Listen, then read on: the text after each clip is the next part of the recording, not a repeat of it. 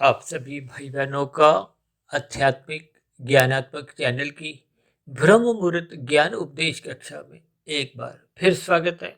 आज की चर्चा का विषय है रजोगुण और तमोगुण की स्थितियों के ऊपर। देखिए, बाएं हाथ में हमने लिखा है रजोगुण की स्थितियां और दाएं हाथ में हमने देखिए तमोगुण की स्थितियों का कुछ जिक्र किया है। और तमोगुण को तो हमने देखिए काले रंग से दर्शाया है और बाएं हाथ में जो रजोगुण की स्थितियों को हमने 5 भोग्य विषयों से एक संघर्ष की स्थितियों के साथ जोड़ा है।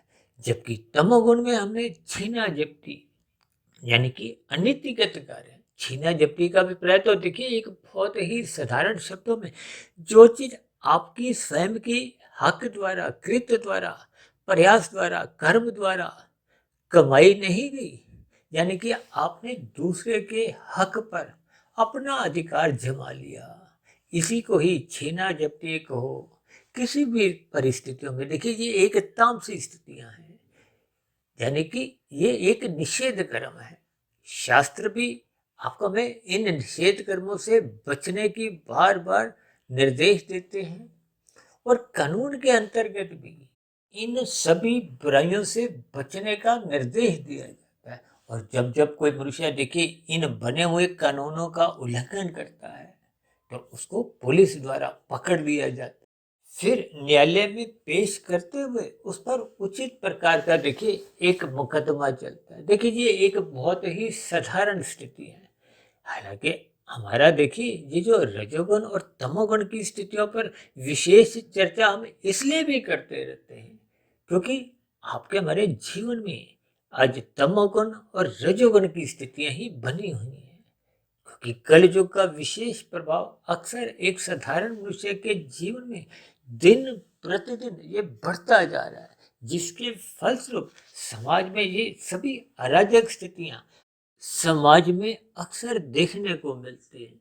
जबकि अभी तो देखिए ये कलयुग की आरंभिक स्थितियां हैं, क्योंकि कलयुग की आयु 4,32,000 वर्ष शास्त्रों में कही गई है और जिसमें से अभी मात्र 5,125 वर्ष ही बीते। और कभी कभी तो हम अक्सर अपनी चर्चाओं में कहते हैं कि लगभग 50-60 वर्ष पहले की स्थितियों पर यदि आप नजर डालें तो कुछ ऐसी सात्विक स्थितियां आपको में महसूस होती थी।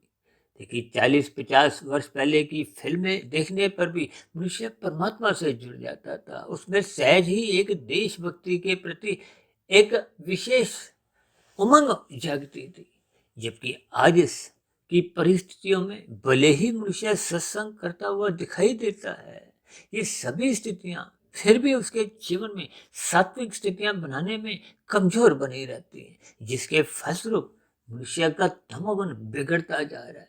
देखिए ये सभी स्थितियां आज हमें अपनी वीडियो के ब्रह्म मुहूर्त उपदेश ज्ञान कक्षा में इसलिए भी लेनी पड़ी क्योंकि आज समाज में घर घर में कुछ ऐसी ही तामसी स्थितियां देखने को मिल रही हैं, जिसके फलस्वरूप धर्म की स्थितियां कमजोर होती जा रही हैं, मनुष्य का सतोगुण कमजोर होता जा रहा है। जब जब सतोगुण कमजोर होता है तो फिर ऐसी ही तामसी स्थितियां, अज्ञानता की स्थितियां अपना सर ऊपर उठाए फिरती हैं। तो फिर समाज में कुछ ऐसी ही स्थितियां फिर आपके हमारे संज्ञान में आने लगती हैं। देखिए कलयुग की जो 5 निंदनीय स्थान शास्त्रों में समझाए गए हैं, ये जो भागवत पुराण की कथाएं होती हैं उसमें देखिए कलयुग की 5 निंदनीय स्थानों का बार बार जिक्र आता है, जो कि धूत कीड़ा, मदपान, स्त्री संग, हिंसा और अनीतिगत कार्यों से कमाए गए धन की है। इसलिए तो हमने देखिए आज इस रजोगुण के साथ संघर्ष की स्थितियों को एक विशेष महत्ता दी है। और इस संघर्ष के पीछे की जो स्थिति है वो आपके भरे 5 भोग्य विषय हैं। देखिए ये 5 भोग्य विषय गंध, रस, रूप, स्पर्श और शब्द, जो कि आपके हमारी गोलकों के विषय हैं। देखिए नाक रूपी गोले का विषय क्या है? गंध। जीभे रूपी गोले का विषय है रस और आंख रूपी गोले का विषय है रूप। त्वचा रूपी गोले का विषय है स्पर्श और कान रूपी गोले का विषय है शब्द। ये 5 भोग्य विषय कामादि एक साधारण मनुष्य में अक्सर उसके व्यवहार में, उसके आचरण में इन विषय भोगों के प्रति एक लोलुपता सी देखी जाती है। क्योंकि आज संसार में 24/7 की स्थितियों पर विशेष लोगों का एक रुझान बना हुआ है, जिसके फलस्वरूप मनुष्य में संघर्ष की स्थितियां बढ़ती जा रही हैं। यह संघर्ष का अभिप्राय देखिए एक प्रतियोगिता से भी आप ले सकते हो, क्योंकि सभी मनुष्यों का धन अधिक से अधिक कमाने का एक लक्ष्य सा बन गया है। इस लक्ष्य के पीछे देखिए आपके मेरे अमर्यादित विषय भोग है, कामनाओं का बढ़ना है। देखिए दाल रोटी की आवश्यकता तो सभी के शरीरों की है। दो चार जोड़ी वस्त्र पहनने के लिए आपको में चाहिए, रहने को घर चाहिए, यानी कि आपके हमारे स्थूल शरीर की कुछ सीमित आवश्यकता तो पूरी होनी ही चाहिए। उसके लिए आपको में पुरुषार्थ करने के लिए शास्त्र भी मना नहीं करते। यानी कि ये जो लाभ की स्थितियां हैं पुरुषार्थ द्वारा, धर्म और साथ, क्योंकि 4 पुरुषार्थ शास्त्रों में ही बार बार कहे गए, धर्म, अर्थ, काम, मोक्ष। अक्सर हम अपनी चर्चाओं में देखिए मोक्ष को आपके हमारे जीवन का एक लक्ष्य समझते हैं, कि परमात्मा को पाने में ही आपकी हमारी एक समझदारी है। मनुष्य जीवन तो देखिए आपको मैं इस लक्ष्य की प्राप्ति के लिए, यानी कि इस लक्ष्य की ओर बढ़ने के लिए ही मिला है। क्योंकि मनुष्य योनि को देखिए कर्म योनि और साधना योनि से जोड़ा गया है। अब कर्म योनि का अभिप्राय क्या है कि मनुष्य को छीना झपटी की स्थितियों से, बुराइयों से, तमोगुण से, अनीतिगत कार्यों से बचना होगा, क्योंकि ये सभी के सभी पाप श्रेणी में आते हैं।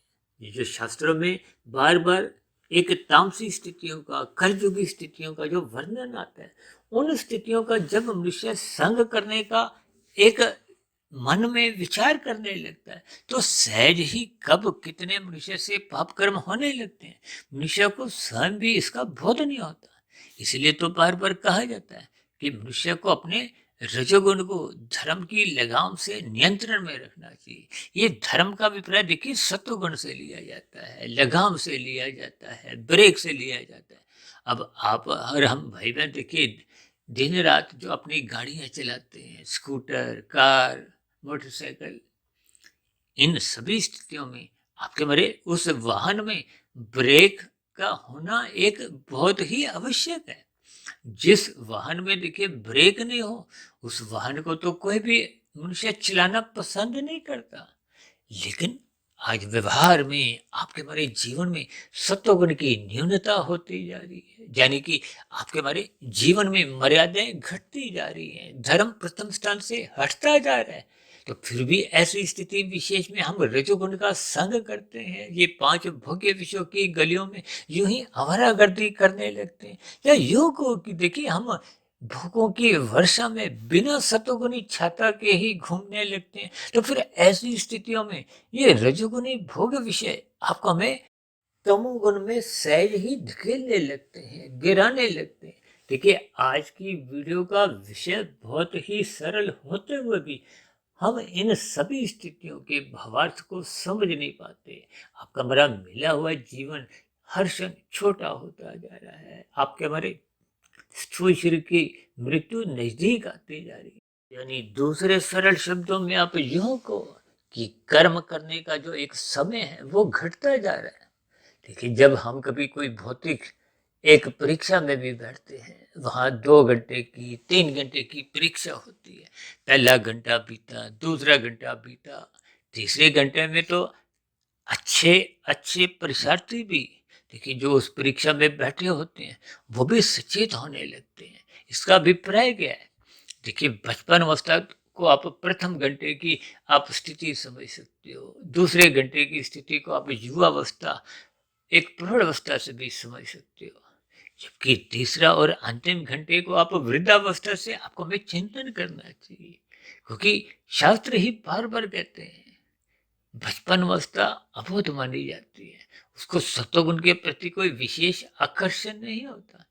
जबकि रजोगुण यानी कि किशोर अवस्था, युवा अवस्था, प्रौढ़ अवस्था, ऐसी स्थितियों में मनुष्य का देखिए रजोगुण प्रधान बना रहता है। मनुष्य में अधिक से अधिक धन कमाने की एक लालसा बनी रहती है, जिसके लिए मनुष्य अक्सर देखिए ये जो 2 के 4, 4 के 40, 40 के 4,000, 4 लाख, 4 करोड़, ये सभी स्थितियां जब वो अपने जीवन में बनाने लगता है, इनको पाने के लिए वो जीवन में संघर्ष करता है।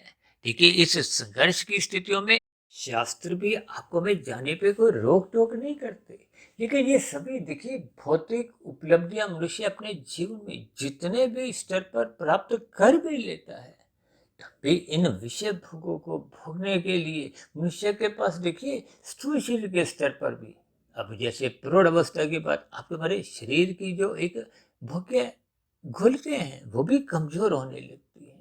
आपके हमारे जीवन में ये जो अंतिम वृद्धावस्था की जो एक तीसरे घंटे के समान की स्थिति है, उस घंटे विशेष में, उस स्थिति विशेष में, उस समय विशेष में मनुष्य को जागना चाहिए, सचेत होना चाहिए। किसके प्रति? ज्ञान के प्रति, सत्वगुण के प्रति। देखिए जब हम सचेत नहीं होते, जब हम अपनी ज्ञान में स्थिति में लौटते नहीं, तो फिर ऐसी स्थिति विशेष की गैर मौजूदगी में फिर मनुष्य को परमात्मा को पाने का लक्ष्य बन नहीं पाता। देखिए संसार में ये जो राजसी और तामसिक स्थितियां हैं, ये बंधनदायक है। हालांकि तमोगुण की तो बार बार शास्त्र ही कहते हैं इसकी निंदा करो। कानून भी आपको देखिए तमोगुण का संग करने की कोई प्रलोभन नहीं देता। यानी कि ये जो हम छीना झपटी की स्थितियां हैं, गैर कानूनी जितने भी कार्य हैं, इन स्थितियों पर भी सरकार द्वारा कोई प्रलोभन नहीं दिया जाता, जबकि अच्छे कार्य करने के लिए सरकार द्वारा भी प्रलोभन दिया जाता है। शास्त्रों द्वारा भी देखिए ये जो विशेष प्रकार के स्वर्ग के एक सुख हैं, यानी कि संसारी विषय भोगों की जो एक स्थितियां हैं विशेष प्रकार के सुखों की, उसके द्वारा एक प्रलोभन देते हुए सत्कर्म करने की प्रेरणा दी जाती है। इसीलिए शास्त्रों में विभिन्न प्रकार के कर्म कांड रचे गए। ये कर्म कांड भी मनुष्य को देखिए आरंभिक स्तर पर सत्वगुण का रास्ता दिखाते हैं। सत्वगुण का रास्ता दिखाते दिखाते जब हम उस सत्वगुण की स्थिति में पहुंच जाते हैं और जब उस सत्वगुण में अपने आप को स्थित करते हुए वहां रुकने लगते हैं, ज्ञान की कड़ियां समझने लगते हैं, तो फिर सहज ही परमात्मा की दिशा की ओर, अध्यात्म की दिशा की ओर, फिर सहज ही मन बुद्धि के स्तर पर एक इच्छा जागृत होने लगती है। ये इच्छा का जागृत होना ही मनुष्य के जीवन में एक योग की स्थितियों की ओर एक जाने की संभावना बनने लगती है। और यदि मनुष्य देखिए सत्वगुण में चले जाता है लेकिन वहां रुकता नहीं है, मेहमान की भांति वहां जाता है, फिर वहां कुछ औपचारिकताएं निभाता हुआ पुनः अपने रजोगुण में लौट आता है, तो फिर रजोगुण में लौटने पर जब जब रजोगुण उसका सत्वगुण की लगाम से कमजोर स्थितियों में पहुंचता है, तो फिर ऐसी स्थिति विशेष में कब मनुष्य फिर तमोगुण में गिरने लगता है, तो फिर मनुष्य को पता नहीं चलता। देखिए ये बहुत ही साधारण स्थितियां हैं, यानी कि तमोगुण की स्थितियां प्रत्यक्ष रूप से कभी भी आपके हमारे समक्ष जीवन में नहीं आती। ये आरंभिक स्तर पर रजोगुण के द्वारा एक आपके हमारे जीवन में एक प्रलोभन देती है। देखिए ये रजोगुण एक संसारी विषय है, ये 5 भोग्य विषय है। इन सभी स्थितियों को बहुत ही सूक्ष्म स्तर पर शास्त्रों में भी समझाया गया है। ये जो आपके हमारे स्थूल शरीर के 5 तत्व हैं, पृथ्वी, जल, अग्नि, वायु, आकाश, इनके जो सूक्ष्म तत्व हैं, या यूं को कि आपके हमारे जो शरीरों की जो एक निर्माण प्रक्रिया है, उसके पीछे का कारण भी आपके हमारे 5 भोग्य विषय हैं। ये सूक्ष्म भूत है, यानी ये एक कारण रूप में है, जबकि कार्य आपका हमारा स्थूल शरीर है। इसलिए स्थूल शरीर की ज्ञानेंद्रियां सहज ही इन 5 भोग्य विषयों को सुख भोगने की एक इच्छा रखती है।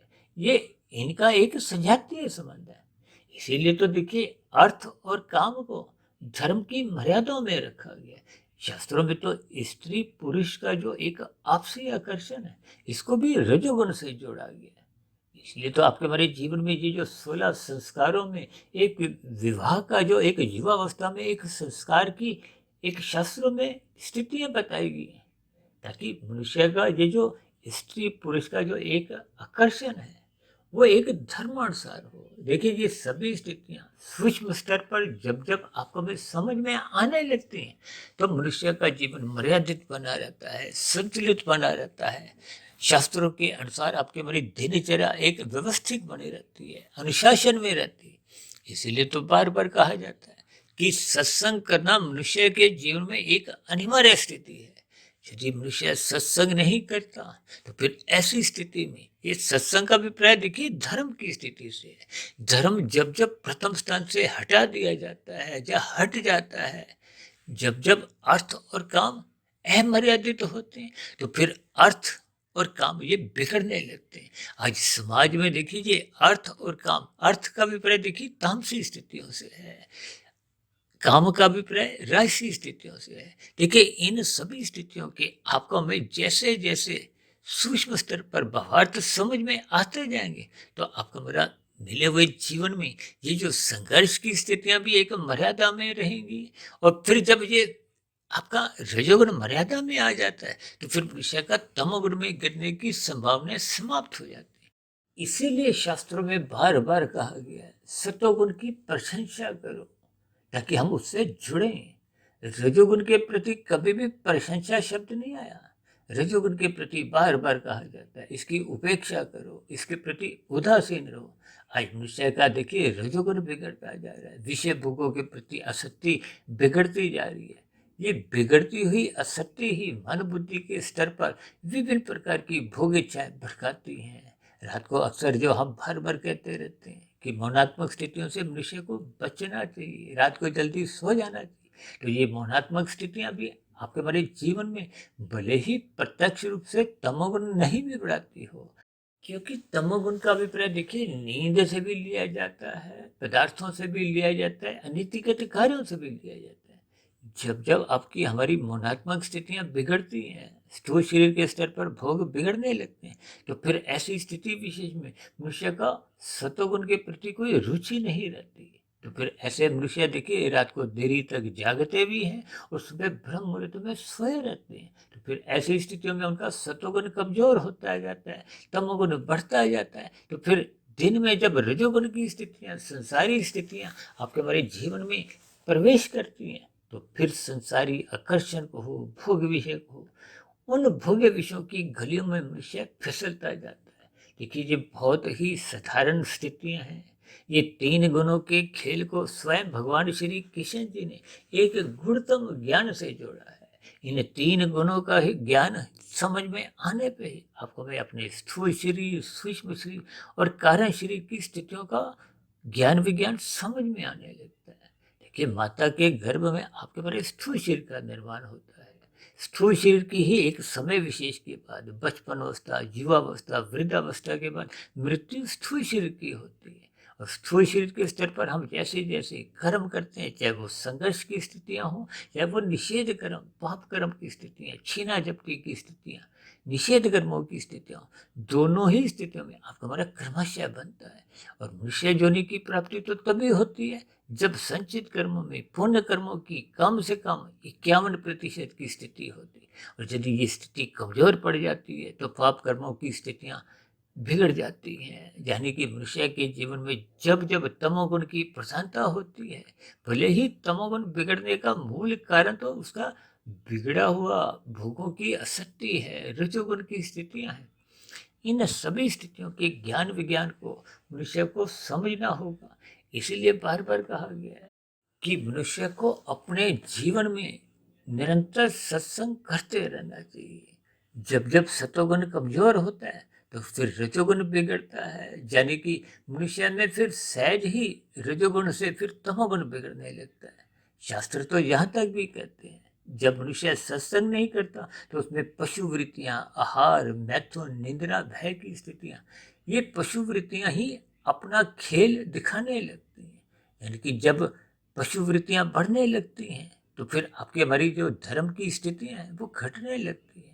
धर्म की स्थितियां घटने का अभिप्राय क्या है कि आपके हमारे जीवन में मर्यादाएं टूटने लगती हैं। ये सभी स्थितियों के आपको हमें भावार्थ समझने होंगे। इसीलिए शास्त्र बार बार कहते हैं रजोगुण के प्रति उदासीन रहो, तमोगुण की निंदा करो और सदा ही प्रशंसा सतोगुण की करो, सतोगुण का संग करो। ब्रह्म मुहूर्त में उठने की बार बार इसीलिए सलाह दी जाती है, और हम तो अपनी चर्चाओं में बार बार कहते रहते हैं कि रात को जल्दी सो जाना चाहिए, भावनात्मक स्थितियों से बचना चाहिए, वो हानिकारक स्थितियां होती हैं जो मनुष्य का सुबह का लाभ कमाने नहीं देती, यानी कि सुबह ब्रह्म मुहूर्त में उठने नहीं देती। शास्त्र में कहा गया ना, जो जागत है सो पावत है, जो सोवत है सो खोवत है। इन सभी स्थितियों के आपको में भावार्थ समझने होंगे, यानी कि आपके हमारे जीवन में ये जो रजोगुण और तमोगुण का जो एक लुका छिपी का जो खेल है, ये आपको में परमात्मा से मिलने नहीं देता, परमात्मा की ओर जाने नहीं देता। इन सभी स्थितियों में देखिए, रजोगुण प्रत्यक्ष रूप से भले ही आपका हमारा पतन नहीं करता, लेकिन ये देर सवेर मनुष्य को तमोगुण में गिराता है, और तमोगुण प्रत्यक्ष रूप से आपका हमारा एक अधोगति की स्थितियां उत्पन्न करता है। इसलिए तो देखिए, तमोगुण को प्रत्यक्ष रूप से कुसंग कहा जाता है, और रजोगुण को भी प्रत्यक्ष रूप से भले ही कुसंग से नहीं भी जोड़ा जाता, लेकिन देर सवेर ये गहरा रजोगुण ही मनुष्य को फिर तमोगुण में गिराने की परिस्थितियां उत्पन्न कर देता है। इन सभी स्थितियों के भावार्थ आपको मैं समझते हुए अपने जीवन को व्यवस्थित करने की दिशा की ओर चलाना होगा। श्रद्धापूर्वक सत्संग करते हुए ब्रह्म मुहूर्त में इन सभी किए गए सत्संग पर मनन करते हुए कार्यशील में शुभ संस्कार बनाने की स्थितियों पर जोर देना होगा। तो ऐसी सभी शुभ स्थितियां हम सभी भाई बहनों के जीवन में भी बनना आरंभ हो। इन्हीं शुभ कामनाओं के साथ आज की चर्चा विशेष को अब हम यहीं विश्राम देते हैं। शाम को फिर मिलते हैं संध्या बेला ज्ञान कक्षा में। तब तक आप अपने आध्यात्मिक मित्र सुधीर भाटिया फकीर को इजाजत दें। फिर भी वीडियो संबंधित आपके मन में कोई प्रश्न उठ रहा हो, कोई मेरी ही कही गई बातों पर आपको किसी प्रकार की कोई आपत्ति हो, शिकायत हो, क्योंकि आज रजोगुण और तमोगुण की स्थितियों पर हमने बहुत ही सरल शब्दों द्वारा शास्त्रों की सैद्धांतिक बातों को समझाने का एक प्रयास किया है। हो सकता है समझाने में देखिए मेरे से कुछ कमी भी रह सकती है। एक साधारण परिस्थितियों में ऐसी कुछ बातें कभी कभी मनुष्य को परेशान करती हैं, अच्छी भी नहीं लगती, हमें कहने में अच्छी नहीं लगती, एक साधारण मनुष्य को सुनने में भी अच्छी नहीं लगती, लेकिन ये सभी स्थितियां आपको हमें तमोगुण में गिरने से बचाती हैं, रजोगुण मर्यादा में रखती हैं और सतोगुण में जोड़ने के एक अवसर प्रदान करती है।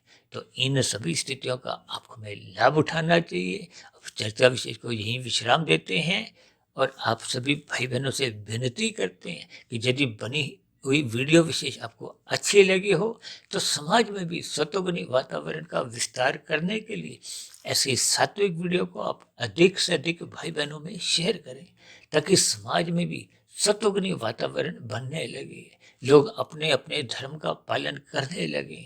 धर्म की मर्यादाएं जब जब मजबूत होती हैं तो समाज में सतोगुणी वातावरण का ही विस्तार होता है। तो इन्हीं सभी शुभ स्थितियां बनाने में आप भाई बहन भी अपना अपना सहयोग दें। अब चर्चा विशेष को यहीं विश्राम देते हैं। आप सभी भाई बहनों का इस चर्चा विशेष को ध्यानपूर्वक सुनने के लिए बहुत बहुत धन्यवाद।